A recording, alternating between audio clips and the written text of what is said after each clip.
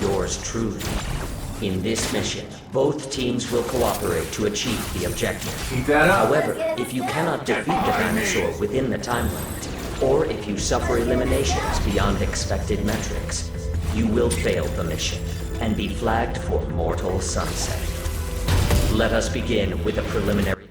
So we got another Exoprimal beta here, following up on the big ol' E3 showcase weekend that we had last week. It was announced that the game would be having a second beta phase, this time an open beta phase, not much different than the previous one. However, this time around there is crossplay and it is on all platforms, not just the Microsoft platforms, consoles and their PC user base.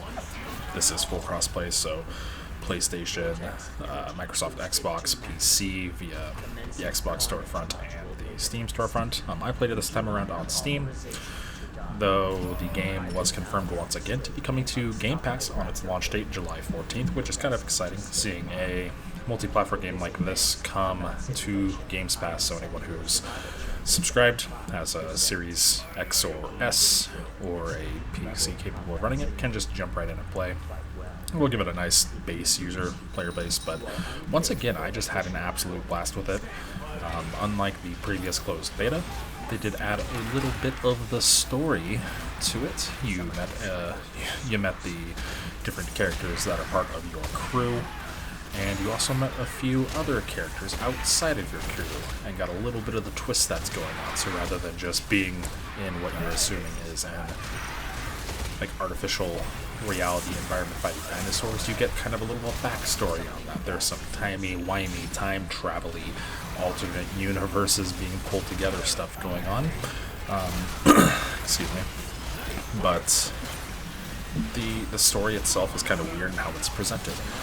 If you recall back to how Titanfall, the original game, did, it was multiplayer only, much like this title is, much like Exoprimal. The story is provided in cutscenes between matches once you get to a certain point. So you played an X amount of matches, at least I believe it's just an X amount of matches, cutscenes come in, fill out.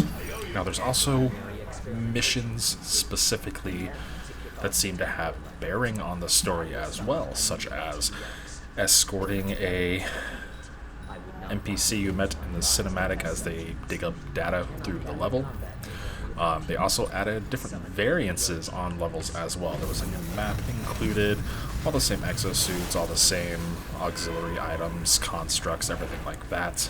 But there was a pretty neat moment in one of the matches where, rather than having the 5 versus 5 face-off competing over, moving the data grid to upload it, you are joined with the 5 other players for essentially like a raid boss battle against a giant T-Rex. I forget what it was called, but it was an absolute blast, rather than, the light PvP of during the objectives and moving the objectives and everything, collecting the different data and stuff and moving the points, the payload, whatever you want to call it, whichever mode you got.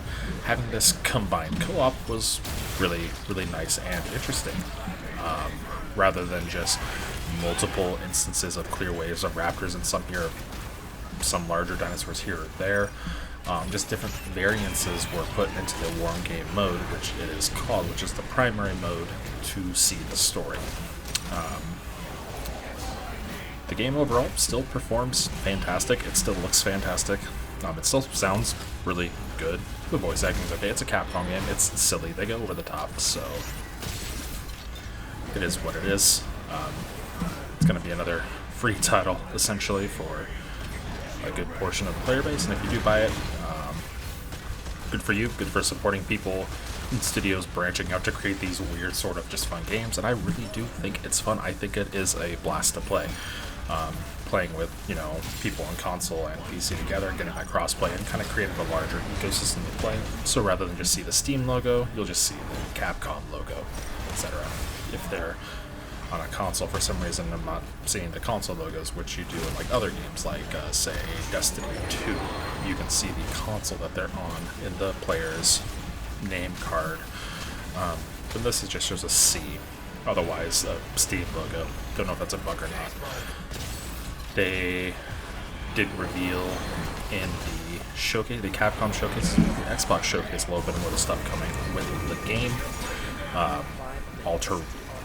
Alternate exosuit configurations for the ones that we do have available, as well as new ones coming in future updates, new maps, etc. So you have that looked forward to if you enjoy the game as much as I do. And essentially, you can give it a free trial run, and then if you really do like it, you can purchase and support them, or you can just continue playing it on the GamesPass version until it is eventually pulled from there and you can pick it up on a sale or something like that. I think in the long run, that'll be really good for the game's longevity. It'll be really good for the game's longevity.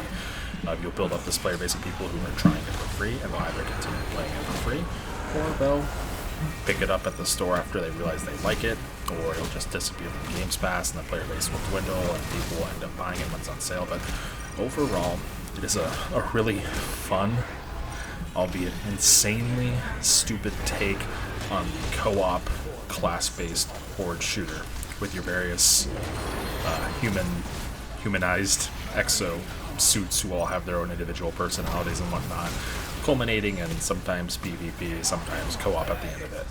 Now the full game, we'll have a few more modes, just co-op only modes, challenge runs through challenge levels each week that rotate in and out, which should be really fun. I really wish that was in the beta. But once again, like any co-op game, if you are playing with randoms, well, yeah, you get what you don't pay for. Sometimes everybody wants to be a tank or everybody wants to be a healer. There's zero meshing of your team, and you just get sometimes ran over by the other team if it's PvP, or sometimes they just have zero combat sense or just sense in general of what's going on the screen for them. And you just watch your team get ran over. You watch as someone, after you change into a tank, changes into that same tank, then you change out of it, and then they change out of it as well. It's just like, well, man, come on, we gotta do something here. Which you kind of locked into a role, much like Overwatch 2 had, where you lock into a role, then Q could slow down Qs for some people. Probably the DPS, but I wouldn't mind it. If I wanted to play as a DPS, to do that. But the exosuits are all definitely unique, all play vastly different between the DPS ones available, the tank ones available, and the support ones available, so they did a really good job designing those. But the game looks great, the game sounds great, the voice acting is silly. The entire premise of the story so far that they revealed in this beta is silly.